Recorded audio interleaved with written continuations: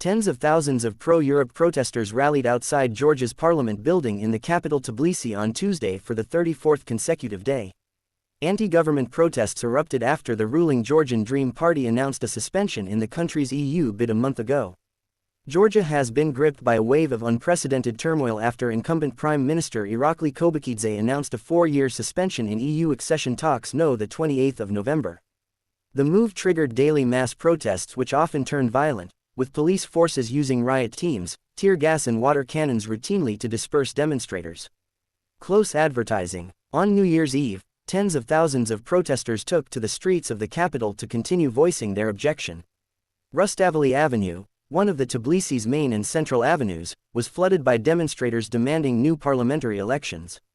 They also demanded the release of all activists and protesters detained during the ongoing protests. A separate march was organized outside the infamous Guldani prison, where dozens of those detained in protests are currently being held. But this protest was different. In a rare coincidence, protesters launched a joint act of demonstrations and celebrations.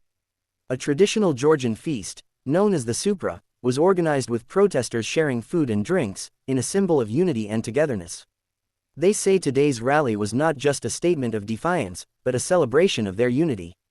They also vowed, as the calendar turned to 2025, to continue protesting until all their demands are met. Germany, France and Poland react to Georgia's turmoil. Foreign ministers of Germany, France and Poland expressed concern about the unfolding political crisis in the Black Sea nation. On Sunday, former Georgian football player, Mikhail Kavalashvili was formally inaugurated as the 6th president of the country, succeeding Salome Zorobichvili. The former national team and English Premier League footballer was picked as presidential candidate by the Georgian Dream Party on the 27th of November, in a bid to cement their grip on the country.